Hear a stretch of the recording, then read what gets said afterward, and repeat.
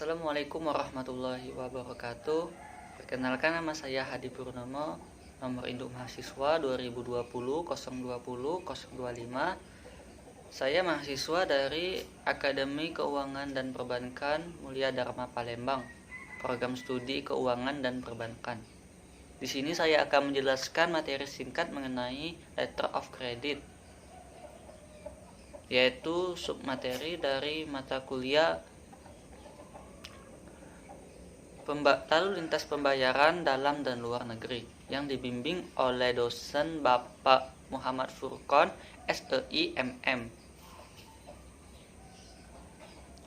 Sebelum ke materi, saya ucapkan terima kasih kepada Bapak Muhammad Furqon, SEI MM, yang telah membimbing saya sehingga saya dapat membuat video singkat mengenai Letter of Credit ini. Langsung saja ke materinya. Yang pertama, apa sih Letter of Credit? Nah, Letter of Credit adalah suatu surat yang dikeluarkan oleh bank devisa atas permintaan importir bank devisa, nasabah bank devisa bersangkutan, dan ditujukan kepada eksportir di luar negeri yang menjadi relasi dari importir tersebut.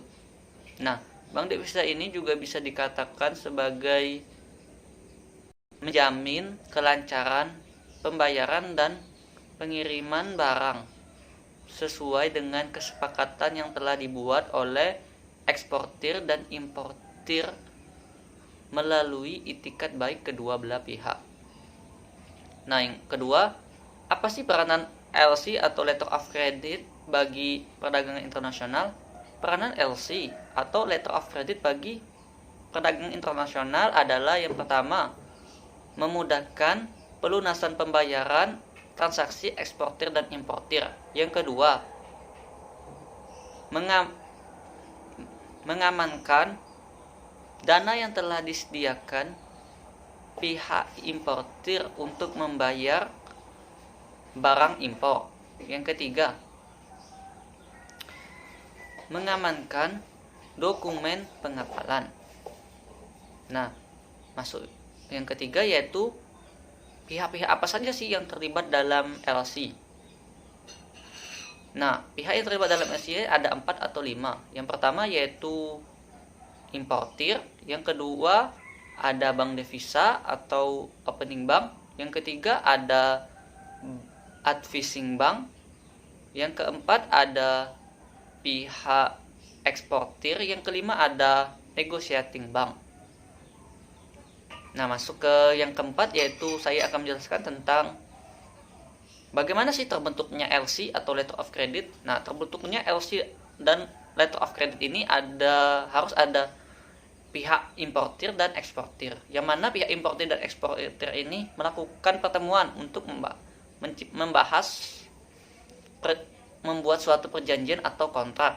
Nah, setelah terbuatnya kontrak, kita contohkan saja kontraknya itu seperti pembayaran sebesar 1 juta US dollar. Yang kedua yaitu barang berupa sepatu sebanyak 100 piece. Dan yang ketiga menggunakan sistem FOB, yaitu pembayaran dilakukan setelah pengiriman.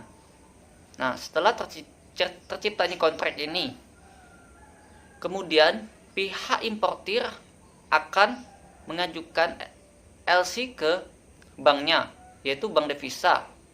Contohkan saja sebagai Bank Mandiri.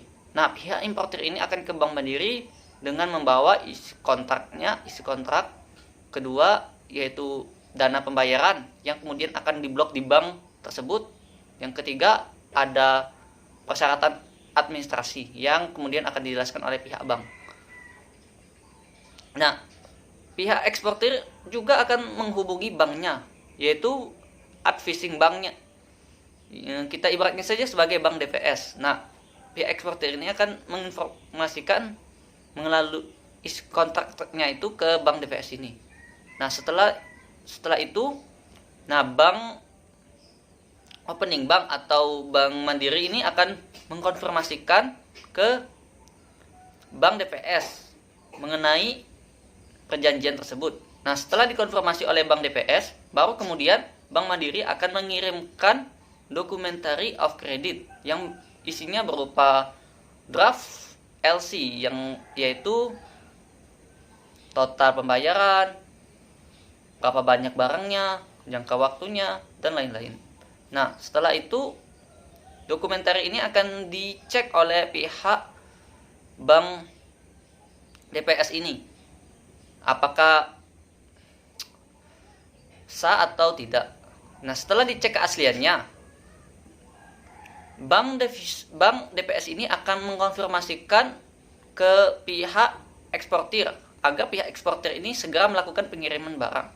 Nah, setelah pihak eksportir mendapatkan salinan tersebut dan mengecek keasliannya, barulah pihak eksportir mengirimkan barangnya itu melalui pengapalan.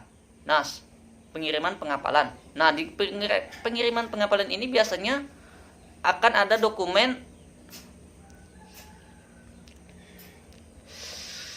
Bill of Lading. Yang mana Bill of Lading ini adalah dokumen tentang sudahnya pihak eksportir mengirimkan barang. Nah, Bill of Lading ini akan diserahkan kepada Bank DPS agar Bank DPS ini atau Bank Advising Bank ini akan mengkonfirmasikan keasliannya. Kemudian Bank Advising Bank ini akan mengirimkan Bill of Lading ini ke Bank Mandiri. Nah, setelah Bank Mandiri mengecek keasliannya, barulah Bank Mandiri akan mencairkan dana yang telah diblok tadi ke pihak. Mencairkan dana yang telah diblok tadi. Nah, itulah alur atau proses terbentuknya LC. Sekian materi dari saya.